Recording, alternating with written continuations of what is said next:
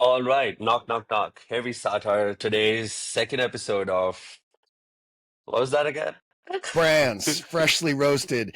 I think the first thing we should say is, I'm Chris. This is Aviral. Aviral, you said something right before I hit record that I think is great. A blank canvas is the best kind of canvas. Yeah. Why don't you just riff on that a little bit? What does that mean All to you? right. So I don't know, the best advice is no advice. The best canvas is no canvas. And I think that it's your perspective, right? You read a book and I read a book. You will read at certain parts of the book in a different way, and I'll read the same part of book in a different way. So isn't that the best thing? Isn't this how beautiful the world is? And all these podcasts and all these things that I'm listening to these days, except Joe Rogan and all those big podcasts, I think they're super scripted, you know. And Mm. until and unless we are not sponsored by big ass giants who actually pay us a lot of money to sponsor them, and tell our audience about those people, I think we can be honest, we can be brutally Mm. honest to people, and I think this is what people would love to listen to. And I'm thinking of a user actually driving his car to the office and listening to this great podcast wherein we will be talking about brands, brand failures, and brand successes because of stories. What do you think about Mm. it? Yeah, for sure. I mean, I hope people find this interesting. I know I do. I know obviously you do. This Yeah. is how we originally built our connection, was talking about this same idea of how, story is that really that magical, powerful thing that connects people, across a room, across a country, across the world, across generations, across centuries, millennia now. I put out an article recently. They had recently discovered some cave art in Indonesia that proves that humans have been telling stories for way longer than scientists ever even realized. For Hmm. millennia, we have been telling stories as a way to convey culture and meaning. Across time, and across different languages and communities, and so that's what this is all about, is story, and how if the story is really well done, then it makes those connections. It lights up the heart and mind of the receiver of the story in a way where they want to carry on the story and Yeah. transfer it to someone else, to other people, right? But if it doesn't, if it isn't just extremely well done, then it falls short and there's a gap. It's like a line that's broken. A Yeah. storyline is nice and solid and communicates that wonderful thing, that meaning from person to person and group to group over time. But if it's not solid and strong, it's a broken line and it falls apart and you miss opportunities. 100%. I agree with this fully because let's also, make it easier for our audience to understand this very well, that let's talk about early stage businesses, businesses at the inception stage, businesses Great. who actually want to launch themselves. In the world of AI, execution has been super easy. I am still tripping on these people who are still using AI to use creatively and think about ideas and launch their brand. So just imagine I'm a guy who's trying to launch his burrito business, California burrito business in Utah. I'll go to ChatGPT and ask them to brand me and whatever. I don't have Right. to use ChatGPT for all of that. Yeah. ChatGPT should be used to bring in forms, bring in leads, do all the execution work. But then the creative work should be done by a creative guy. Mm. And this is what we have been talking about here in Utah, in the Silicon Valley. I'm flying tomorrow to San Francisco, and then we're speaking at the Stripe conference sessions and all of that. But here is the thing: people who are using AI for creative purposes are losers, and people who are using AI for execution purposes are the winners. This is what I think. What do you think Yeah. about this one? Yeah, I mean, you're not wrong. I want to build on it, maybe soften it a little bit. I mean, I think, maybe they're losers, but maybe some of them, I'm sure. But I think a lot of them just don't know any better, or they're trying to cut a corner or cut multiple corners, and just they're looking for the easy solution. And the easy solution is not always best. In fact, often it isn't, right? The really good stuff is hard. Yeah. Hard stuff is good for you, by the way. I got to throw that in the mix. I work with kids and coach football team, and I'm trying to I have kids, and I'm trying to get them to understand that hard things are good for you. That's what causes Yeah. growth. I mean, literally, you work out, Alvaro, like I do. Like when you're in the gym and you're lifting weights, you are literally you're tearing your muscles apart. and then Yeah. they're healing themselves in your rest period, and that's how you grow the muscle. That's how you get stronger. I mean, this is just all the way down to the biological level. Do hard things to grow. So there's a little sermon for today. But to build on your idea around creativity and AI, I mean, think of it as a supporting team member. Sure, like give it a prompt. Ask it a question. Right? I always talk about thinking of it like a person. A hyper ambitious intern I think is really useful because they're really smart and they'll work all night and they want to please you, but they're also really inexperienced. So you got to give them Yeah. really clear guidance and constructive feedback and be willing to iterate. And so, Yeah. idea generation. Okay, here's what I'm looking to do. We want to, we're launching a burrito company in Utah, and this is the particular angle that we're taking, right? Because we're not just making burritos. I'm sure there's something special about the type of burritos we're making, Yeah. right? Or maybe it's a drive-through, or maybe we deliver, whatever it is. But there's some kind of unique angle, hopefully, if you're launching a business. And so give it lots of context. Just ramble a bit. Use the voice feature if it works for you, and then ask it for a specific thing. Like give me Yeah. 50 of your best ideas for the name of this company, and it's going to give you Exactly. 50 ideas really fast, and 49 of them are probably going to suck, and one of them might be okay, but then Right. that's a jumping off point, right? You run with that. Hmm. So I think that's one way in which it can be helpful in a creative process, but you're right, you need an expert in the loop. What would you say? Exactly. I'll tell you, yeah, this is right. But then I actually thought of burritos, and then I'm hungry right now. And I actually thought of this burrito. So I was in San Diego last week, and I was there for 2 days. So there was a lane wherein there were five burrito, small shops of burritos, and Burritos then very four of popular in San Diego. They love their yes, burritos. Yeah. and they actually make them really well. So what happened Yes. is, I'll tell you the crazy story that the storyline, how insanely storyline actually affects businesses, and actually this is how people can grow. So just imagine. So we were on our way, we booked an Uber. So we're walking towards the, main road so that we can take an Uber and whatever. We were by the beach, our Airbnb was there, super flex, but then we were walking towards the main road, and then where the Uber was supposed to pick us up, and then there were like five shops, and then four shops had like fully crowded shops, 20 Mm. people waiting in the lane for that burrito, and I'm like, oh my God, this is like one of the best burrito. But then the fifth shop had no people. I was like, I will buy it from here because you know and then I realized that all those other burritos were like for $5, but then this one was for $12. So I didn't care. I just went in and I'm like, hey, I would like to have a burrito. Like, which one is your best seller? And he said XYZ. I said, okay, I'm gonna get it. So by the time this guy started making it, the smell was awesome, but because they don't smell as good. So the smell was awesome. And then he was taking so much pride in making it. So I was like, bro, do you want to tell me like why is it so expensive? Like, I don't care. I'm buying it. I've already paid for it. Why is it expensive? Why are you like without the crowd and you're chilling? He's like, bro, let me tell you, I am from Mexico. All these tortillas come every day here fresh. And I have my fixed audience. I just sell 100 tortilla, like burritos every day, and that's my business. But then all these fillings inside also come from Mexico. So just Mm. imagine, and they are grown on my mom's farmland. So all of this is organic, fresh produce. It comes here, and then I sell the shit out of it. I told him that, bro, let's just put a board outside your place that everything is farm grown, and then you will see the audience. We actually put it out there. Next day, we were crossing that road again to pick the Uber to go to the conference, and we saw most people lined up in his shop. So all I'm saying is storyline actually plays the game. Yeah. Yeah, that's it. I mean, think about it this way. If you have something that you really believe in, that you've worked so hard, right, doing hard things, you've done a hard thing, and you've created this thing, this offering, Yeah, this product, this service, whatever it is, you believe in it, right? And obviously it must have value. And you must have yeah, had an audience in mind, right? There's a group of people who are going to really be stoked on that particular burrito. And hmm, so how do you get those people to know and understand and believe in the value of that burrito? You've got to tell them a exactly. story about it. You've got to Yeah, communicate it in a way that resonates emotionally, that sparks their feelings in a way where they have to have that burrito. And yeah, this guy got lucky because you just sort of wandered in. But yeah, once you heard the story, then what happened? You wanted to help him spread that story, right? I'm guessing the burrito was amazing, yeah. right? It was awesome. It was great. It was the best burrito in town. And you wanted to tell other people about it, I'm guessing. And you Yeah. did. Yeah. Yeah, so all these people listen to us while on their way to the office, don't look at the screen, but then people who are actually sitting and they can look at the screen. This is what we did over the weekend. So I hope you can see my screen. We went to this orange vendor, this guy selling oranges, and this guy told me that he sells these total oranges, all these oranges that you see on his card, in the whole month. every orange bag is $25.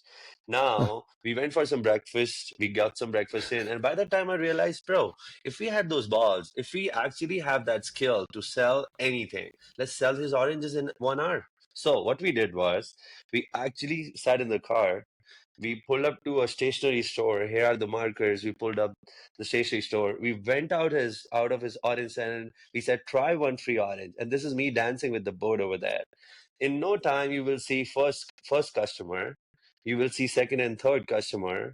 You will see me dancing again, and then you will see more customers. By the way, if you And want more of this, six, follow Aviral seven, on Instagram. yeah, 8, 9, 10, 11, 12. You will see this guy super happy because he sold all his oranges in 1 hour that he was supposed to sell in the whole freaking What? month. So this is what we Wow. did, and we were able to sell all of it. So all I'm saying is storyline, bro. Because oranges, wow, these oranges are the best oranges in Utah. It took us 20 Mm, years to bring these oranges here. Now this mm, orange is now valued at $50. All I'm saying is it's important to have a storyline, and we do it live all the time. So yeah. the people who actually think of an idea, they should be like, okay, I'm thinking of selling this cold brew coffee. Now this cold brew coffee, the beans, the cup, this certified, that certified. So entrepreneurship is a tough sport. You need to have the savings to survive because you don't want to take decisions out of, hunger. You need to take decisions what's best for the business.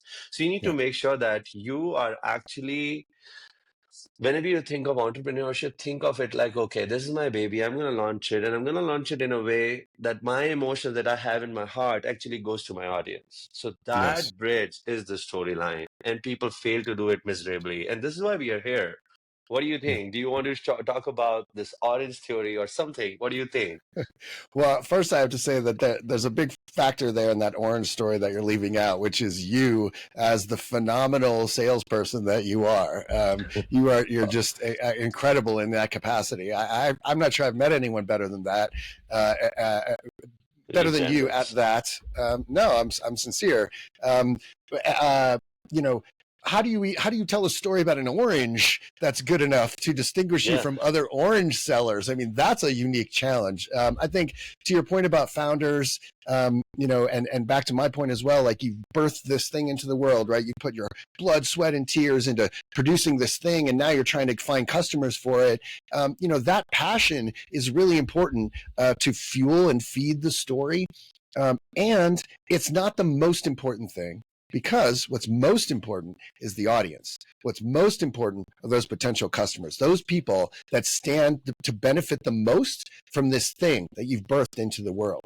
And so the story is trying to integrate both of those things, but the most powerful lens is what do they care about? What is important to them? What's gonna resonate with them in terms of something that they need, something that they really want and desire, and then how does that sort of overlap with what your product or service delivers to them? And that's I could talk about this stuff all day because I've been working on this and paying attention to this. I mean, going back to when I was a kid, I wrote my first book, not published, but I wrote my first book when I was like 8 years old. And I love stories. It's just for me, it's Hmm. just the coolest thing in the world. Taking words and building pictures with those words, and those word pictures, as I said, create a feeling in the person who receives that story. Like I just think that's one of the coolest things ever.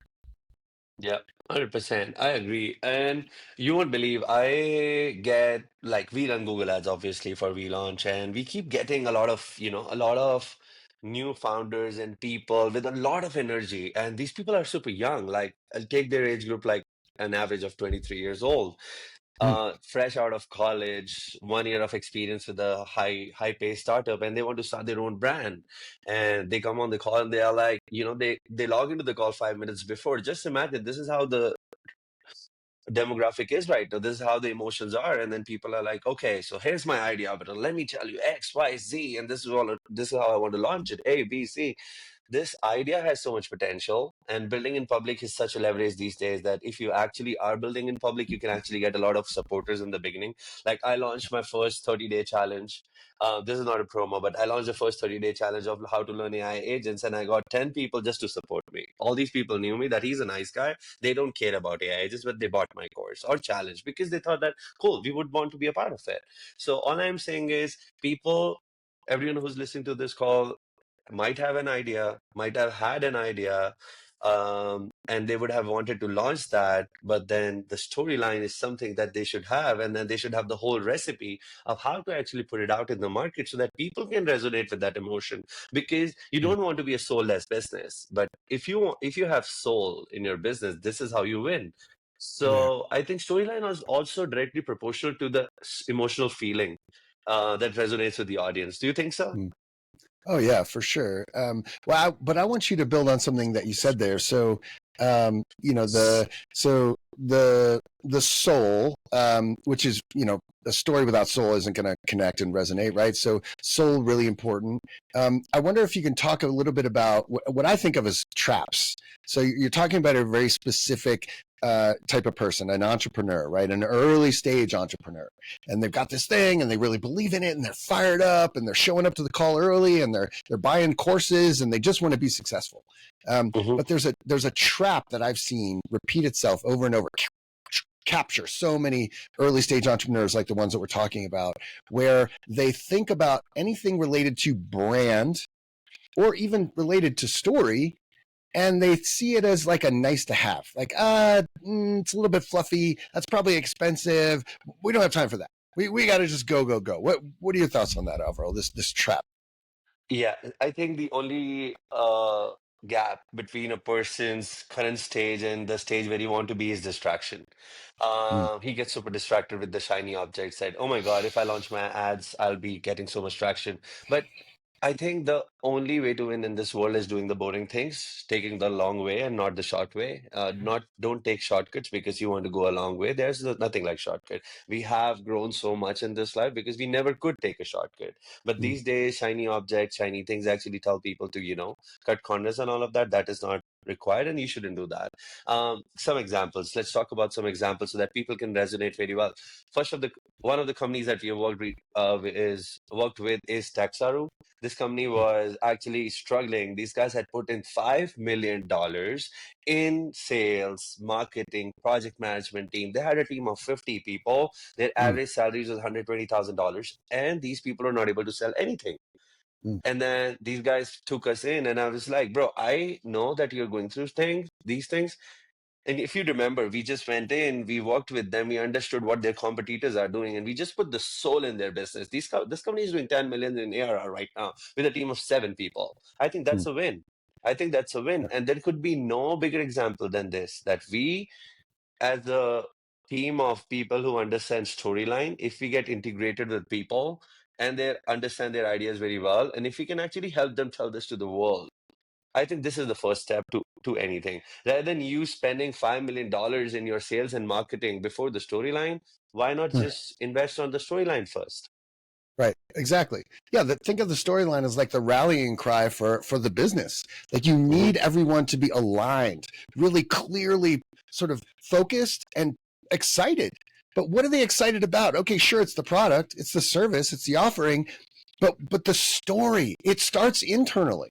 The story is that internal rallying cry that gets everyone excited to get up in the morning and come to work because they understand they're not just selling a thing, they're Hmm. part of something bigger, which is what the story encapsulates and can convey. And then once it's all straight internally and everybody's on the same page, literally, now it funnels out and translates through everything that the salespeople are saying to the prospects, every piece of media and marketing that goes out to the audience. It's all singing the same tune, so to speak. To switch the metaphor from story to music, it's really ultimately the same thing. Um, Yeah. and and it's so important that it's cohesive and consistent across all the touch points. It'll sound a little different on Facebook than it does on Instagram, than it does on LinkedIn, than it does coming out of the mouth of a salesperson on a cold call or whatever it is. But it's ultimately all the same line. That storyline is strong and thick and clear and consistent. Yeah, I think I have a crazy example. So I actually just ended a project day before yesterday, and this project is the best project I've worked with this year. So listen to this project. Um, let's talk about a car dealership, right? Chris has a car dealership, Aviral has a car dealership, and let's say this car dealership is of Jeep. So let's also take one more guy in the equation. His name is Doug. So Doug, Chris, and Aviral run a Jeep dealership in Utah. Now the product is the same. Dealerships are different. Doug calls me and tell me, "Yo, I've heard noise about you are a new guy in Utah trying to sell stuff. Yo, what's up? So can you help me sell my Jeep more than anyone else in this state?" I was like, "Sure, man."